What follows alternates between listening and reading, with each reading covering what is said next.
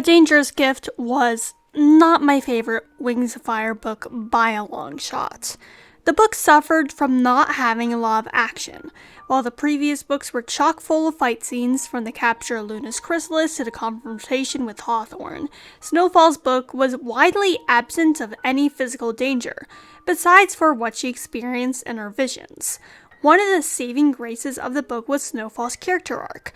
The book worked very well as a character piece for Snowfall, and she was a reflection of Icewing society as a whole, and of how the ranking system made them all paranoid of each other. I discussed that more in my Ancient How Snowfall's Mean Nature Saved the Dangerous Gift video, if you want to hear more about that. But another thing that kept The Dangerous Gift from being my least favorite Wings of Fire book was a series of chapters near the end of the book. These chapters were from the perspective of Jerboa, and were full of horror that was honestly shocking to see in such an otherwise tame book. Today, we are going to be diving into the Jerboas and how the horrors we see reflect the dangerous nature of parenthood. Before we get started, if you are new to this channel, please think about subscribing. I regularly post both Wings of Fire and Warrior Cats content, so you'll never be bored. And to my current subscribers, thank you so much for supporting me. I wouldn't have gotten here without y'all. Jerboa was born into the Sand Kingdom. The Sand Kingdom did not have any trials for Animus dragons, so she was likely not discovered immediately. But once she was, Queen Scorpion took interest in her and made Jerboa her personal Animus dragon. Queen Scorpion instructed her to create the Eye of Onyx, a necklace with an enchantment that would prevent any dragon from challenging her to the throne. But Jerboa gave it a different enchantment. Instead of protecting Scorpion from harm, it would choose the best dragon for the job, regardless of bloodline, to be queen. Jerboa went on to run, scared of what Queen Scorpion would do when she found out about the enchantment. It is implied that Queen Scorpion would have died if not for an enchantment that Jerboa put on her earlier, enhancing her longevity. While on the run, Jerboa remembered her wish to have a dragonette. She wasn't able to have one due to being Queen Scorpion's animus and not wanting to bring a dragon into the politics of palace life. Dragonettes are the symbol of innocence. Having a dragonette would be a way for her to truly start over. She could have a family, something that she was likely kept from ever since she was discovered as an animus. If she could parent and raise an innocent dragonette, that had to mean that there was some good in her, right? So if her daughter ended up good, then she was good as well. And her soul was unaffected by all the atrocities that Queen Scorpion made her commit. Jerboa decided to wait to make her daughter because she was a fugitive, but she eventually made it happen. And for a while, things were great. She had a fun time with Jerboa II. We don't know much about what they did together because there's a time skip of 60 years, and by then Jerboa II has ceased to exist and Jerboa I had replaced her with Jerboa III, or just Boa. We don't know what happened to Jerboa II. Jerboa I never explains it beyond saying that she went wrong, and Tui says herself that her fate was whatever we can imagine. So I put together a few imaginary scenarios. The first option is that Jerboa II rebelled, just like her younger sister later would. The enchantment that went wrong was a control spell that's failed. She either was successful in rebelling and was able to escape and create her own life, or she was unsuccessful and Jerboa I killed/erased her. The second possibility is probably what happens. The second option is that Jerboa I was being literal. She had tried an enchantment on Jerboa II, and the enchantment went wrong. Animus magic can be very literal. Depending on what you wanted the outcome to be, the result could have been incredibly morbid, perhaps even forcing Jerboa to kill her own daughter. By this time, Jerboa had already changed from the dragon who she used to be. The voice in her head, which called her evil for thinking about stealing a dragon's egg, was almost entirely gone. She had maybe done something so terrible to her first daughter, something that went against the voice, that she had to drown out the voice, or else face the fact that she was an evil dragon. Her perspective towards her daughter has changed irreparably. In the beginning, she wanted a daughter so that she could have a family, a fresh start, something pure unlike herself to nurture. However, now she views her daughter not as her own dragon, who she wants to raise and make good, but as an extension of herself, something that can be changed without any consent for any reason, little more than an object. Jerboa thinks about remaking Boa because she's annoying, until she gets a quiet, pleasant dragon. For Jerboa, this isn't about proving her morality anymore. She doesn't want to raise a good dragon, she wants to raise a fun dragon. This is now about her enjoyment. But no matter how hard Jerboa tried, Boa never perfectly matched her inner desires, because Boa was her own dragon. Jerboa enjoyed resetting Boa to a dragonette. She found Boa to be cuter as a dragonette, but also she was easier to abuse as one. Mentally, children aren't mature enough to recognize everything that's happening around them, so Boa wouldn't recognize all the changes that Jerboa had put onto her using Animus magic. Physically, children aren't as large as adults, so even if Boa did recognize it, she would not be able to fight back. She also would be dependent upon Jerboa for all of her needs, like food, as she wouldn't be able to hunt or survive on her own. She would be less independent overall, and thus less likely to form her own opinions or even stand up against her mother if she did so. Jerboa's need for control over her daughter is emphasized by the terror that she feels when she mistakes Boa building a sand castle for her having Animus magic. She's afraid that Boa will be on the same ground as her and be able to say no to her, to not be her perfect little toy to control all the time. That she could break away and become her own dragon, not just a subject to all of her whims. Jerboa believed that she had the right to change Boa into anything she wanted because she created her. A lot of parents who did not create their child by using Animus magic feel like that. Because I raised you, you owe me to behave in the same way that I want you to. And if you don't, you're being ungrateful. I brought you into this world, I can take you out of it. Quite literally in Jerboa's case. Jerboa thought about killing Boa, but then simply decided to reset her if she ever became too much of a nuisance again. Jerboa's need for perfection didn't stop at her daughter. She kidnapped dragons and forced them to play along to her deluded fantasies just because she was bored. By the time she begins to kidnap dragons, she and Boa are hundreds of years old. Perhaps Jerboa doesn't perceive that the few decades that the kidnapped dragon spent for them pass a whole lot slower for their victim than it did for them. Jerboa doesn't perceive other dragons as being real. Instead, they are nothing but toys to her. The reason why they don't appear like real dragons to her is because the only contact that she has with dragons anymore are dragons who agree with her no matter what, because she's enchanted them to. Because there's no one's opinions to listen to but her own, she falls into an echo chamber of her own beliefs, meaning that she never stops and considers that she's hurting other dragons. Because in her eyes, she's not hurting anyone.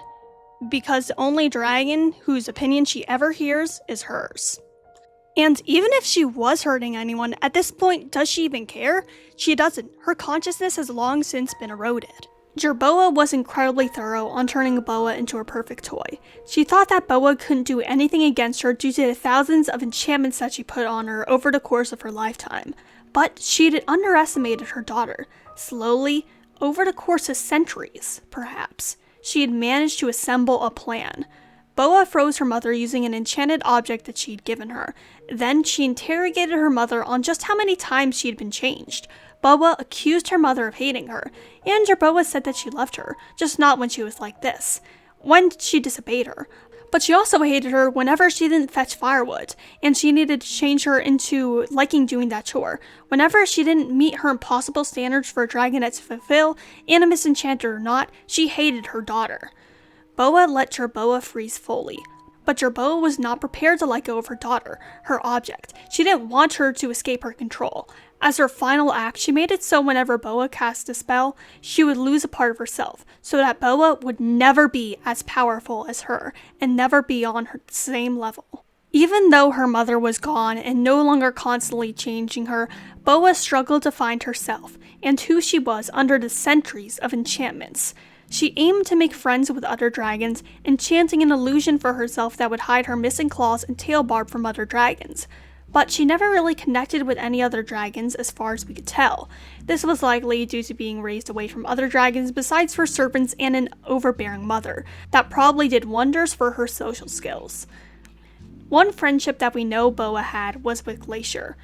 They met by accident before Glacier even became Queen of the Ice Wings. Glacier had a deep connection with the Animus Sandwing, so deep that the normally stoic Icewing cried when she saw her friend's missing talons. Boa says that she never let anyone see her missing talons. That felt a bit odd to me because it's not like she would stand out much.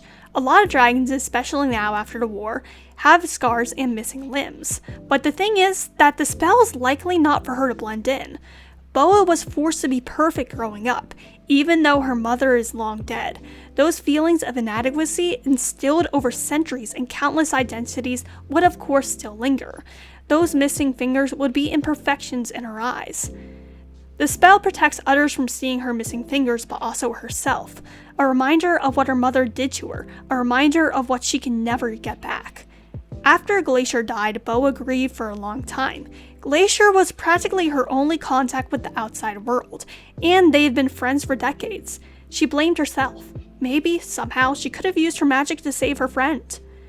Boa did not get along very well with her successor at first. Snowfall was paranoid and irrational towards everyone. She was not the comforting queen that Glacier was. Glacier was gone, killed by Animus magic, and her daughter was all that remained. And her paranoid, warmongering daughter was all that remained.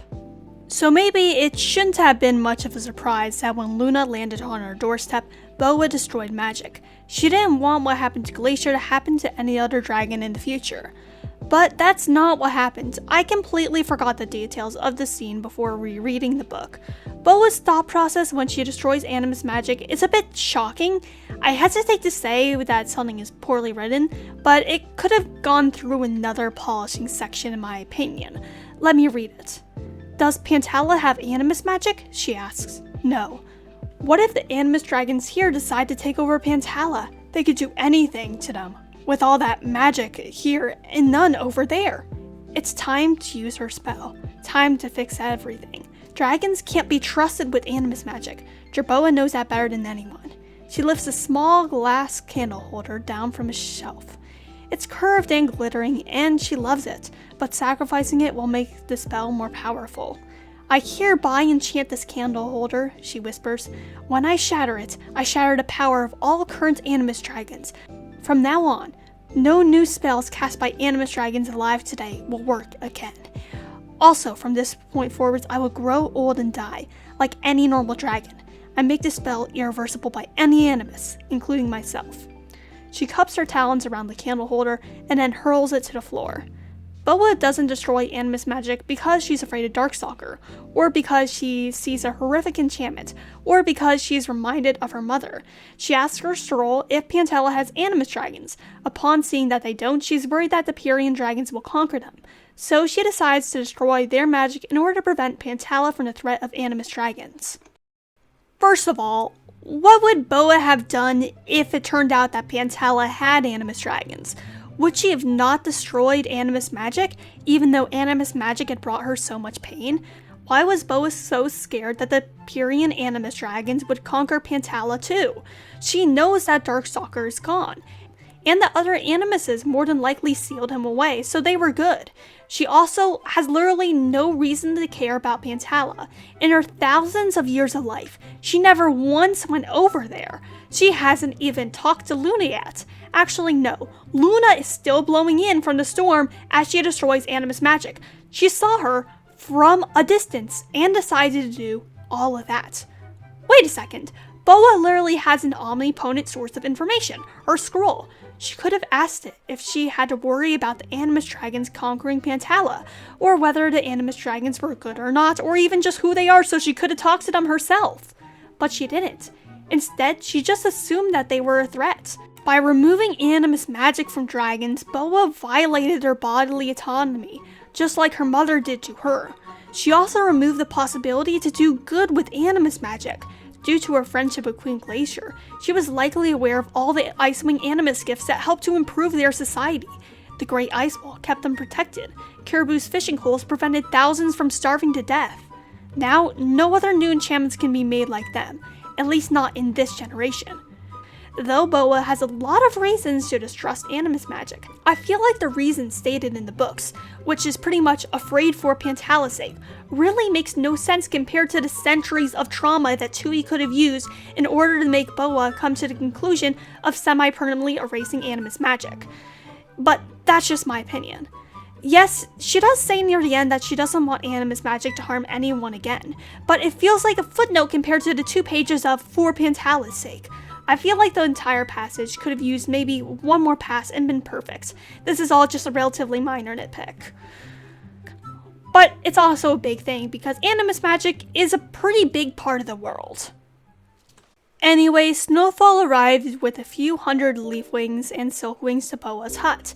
The hermit was not pleased. She was even less pleased when Snowfall began accusing her of enchanting her, even though magic was broken. "Is it Animus touched?" Jerboa asked, finally sounding curious. "I thought so," Snowfall said, "but it seems to be flipping broken." "Animus touched by who?" Jerboa frowned again. "When? Like thousands of years ago?" Snowfall said with a sigh. "By the worst Icewing Animus in history, I'm guessing. Some kind of worm-brained sand snorter. Why would anyone enchant a ring to stay on someone's claw? What kind of stupid waste of magic is that?" Jerboa scratched her jaw thoughtfully, but her tense expression had relaxed. "Maybe it's enchanted to frustrate easily annoyed queens into learning some patience." What I noticed here is that after Snowfall describes her symptoms, Boa immediately guesses that the object was enchanted to show new queens to have some patience, to teach new queens a lesson, meaning that Glacier likely told her all about all the Icewing Animus objects. And that's the last we've seen of Jerboa, for now. Overall, I really like the tale of the three Jerboas. The tale of the Jerboas is incredibly fascinating, not just because of its gory nature, but because of how it reflects parenthood, and how society perceives children not as their own people, but as property of their parents, until that arbitrary line when they turn 18 and suddenly become their own person in the eyes of the law. Despite only being around for 3 chapters, Jerboa is perhaps the most intriguing villain in the entire series. Jerboa is unique among the other Animus dragons of the series. While the other Animus dragons see themselves as powerful, kings or artists, Jerboa sees herself as a god. It's not just that every dragon is beneath her, it's that they are so far beneath her that their concerns don't even register to her. They might as well just be objects. She starts off as someone with good intentions. She just wants to be a parent and rectify her mistakes by helping her daughter grow into a good dragon. But gradually, that good dragon turns into a perfect dragon, the perfect dragon to be her plaything. And she uses her Animus magic to give her a helping hand, whether she likes it or not. She viewed other dragons as so far below her that she forgot they could even be a threat to her. Boa took advantage of that and managed to get rid of her mother for good. Even though Jerboa was gone, Boa was left a fearful dragon, one who eventually destroyed Animus magic, out of the fear of its users destroying yet another continent with its deadly consequences.